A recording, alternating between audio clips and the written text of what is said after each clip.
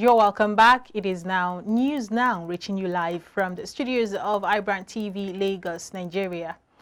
Nigerians in Lagos State have expressed misgivings about the planned removal of subsidy from petroleum products as contained in President Tinubu's inaugural address. The Muhammadu Buhari-led federal government had announced the impending removal of the subsidy and promised to replace the removal with a monthly payment of 5,000 naira transport allowance to 40 million poor Nigerians. iBrandTV's Omolara Adebayo has details on that report. Expressing his views, a media practitioner, Chima, said the timing of the subsidy removal was wrong and the decision should have been taken a bit later. It's not easy, to be honest with you. They say Tinubu give us he throw welcome party for everybody. Welcome party for everybody. So for my house, bike that normally enter 200 is 400 now. 400 from beggar here that normally enter 150 is 400 last. It's not easy. It's not easy. Another resident, Adelani Olubodi, a civil servant, said what concerned him the most is the effect it would have on his income. I believe this is not a good sign for having a leader that we could not expect this from him. This is something that they could have planned for before it happened. Look at the way people are suffering. I think I spent over 1,000 naira to get here for my house. So I believe that this is not a sign of new Nigeria. Francis Igwe lamented that Nigerians who do not mean well for the country would hijack the gesture and many overnight millionaires would emerge. It have affected me so much because right now I'm stranded because of the first question. I'm supposed to be somewhere with someone working, but because of the first question I could not be able to meet up. Okay, look at it now, I'm stranded somehow. Know how to reach the person. Now I call the person, the number is switched off, so I don't know what to do. The Nigerian Labour Congress, on its own part, described the development as an open invitation for drama. Omolara Adebayo, reporting for iBrandTV News. The presidential election petition court has adjourned to June 1st the hearing of the petition by the Labour Party and its candidate Peter Obi against the President Bola Tinubu following the illness of the two key staff members of his legal team. Counsel for petitioners Awakalo persuaded the court to adjourn further proceedings on the case he filed to challenge the outcome of the February 25th presidential election through which Tinubu emerged as president. Carlo, representing the petitioners, told the court on Wednesday that two key members of the team suddenly fell ill and would not attend the day's proceedings. He said their absence has affected earlier plans to tender vital documents before the court. In a brief ruling, the president of the court, Justice Haruna Samani, granted the application and adjourned the petition till Thursday. And the counsel for the presidential candidate of the People's Democratic Party, Atiku Abubakar, and the party, Eyitayo Jegede, has tendered all exhibits to prove their case against the election of President Bola Tinubu. The exhibits were tendered on Tuesday when the Presidential Election Petitions Court reconvened after a week to begin definite hearing in the petitions by Atiku and Labour Party's Peter Obi challenging Tinubu's victory in the February 25th elections. Atiku's exhibits include the Independent National Electoral Commission certificate, certified true copies of Declaration of Results, along with summary of results, printout of bimodal voter accreditation system reports for each polling unit in the 36 states. It also included the number of permanent voter cards collected in all the states, including the Federal Capital Territory.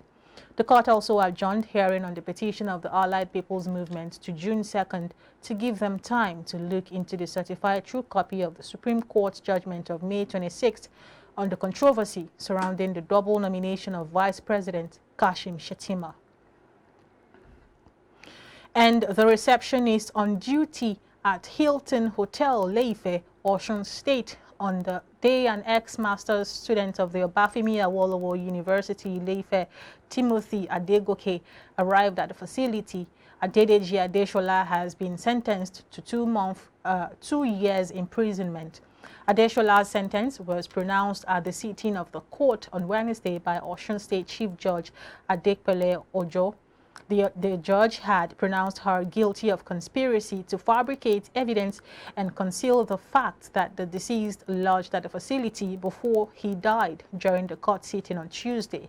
Due to pleading for leniency of the court by her counsel, Okon Ita, and the prosecution, Fatimo Adeshina, the judge delayed her sentencing till Wednesday. The hotel owner, Ramon Adedoyin, and two of his staff, Adeni Aderoba and Uyetunde Kazim, had been earlier sentenced to death by hanging. The court found them culpable in the death of Adegoke, who arrived at the hotel on November 5, 2021, but was later found dead in a shallow grave along Ife Ede by police detectives days after he was declared missing. And there was palpable tension on Wednesday morning at the Plateau State House of Assembly following the fresh sealing of the facility by the police. A member of the State House of Assembly, Godson Form from Jos South constituency, confirmed the development in Jos on Wednesday morning. Godson, who condemned the action of the police, said the development had prevented the state lawmakers from reconvening for the plenary scheduled for Wednesday. Lamenting the situation, he said after Tuesday's plenary that went without hitches, members tried to reconvene on Wednesday to continue their legislative functions, only for the police to barricade the complex. He said the House will address a press conference to draw the attention of the world to what is happening in Plateau State because the police is trying to kill democracy. The lawmakers representing Jos East constituency, Ayuba Abok, and his counterpart from Pengana constituency, Yakubu Sanda, had been engaged in a legal battle over the seat of the Assembly's Speaker. Lagosians have continued to react to Governor Babajide Sanwo-Olu's re-election and subsequent inauguration as governor for a second term. iBrandTV's Omolara Adebayo, who sought their opinion, reports that many concluded that the governor earned the position. A good number of Lagos residents speaking on the re-election of Governor Babajide Sanwo-Olu and his inauguration were of the opinion that he deserved the second term.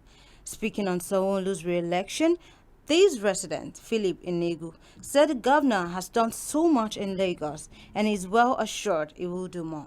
As he gets into this second term, he just needs to improve on the other works he's been doing ever since he's got there. My expectation is that they should try and make things more convenient for the masses. People are really suffering in this country. They should sit down and see how they can try and ameliorate the suffering. Henry Udo, who spoke about his expectations of the governor, particularly itemized more work that ought to be done. He's a good man. He did it in his first term. He will do it again. He will double his efforts and achievements. My expectation is that one, they should look into education. If they could bring in or subsidize education, just like Awo did during that time. I schooled in Lagos. I went through free primary education. Textbooks, everything was free. If you could replicate that, it would be so good. Then job creation. It should try to open maybe more companies and fixing those people that are still hanging around. Of course, if you want to talk of security in Lagos, it is stabilized, but it can still do more in security. Then health-wise, more drugs, modern equipments, retrain the health workers. For Femi Ekundayo, he said Babajide Sanwo-Olu has brought governance nearer to the people and proven to be a round peg in a round hole. But I believe say the people were spoiled everything and not talk about it. But I thank God say we don't enter jail we go more than that. Very good thing for our Nigeria. After re-election, many governors go asleep and do not achieve much in their second term.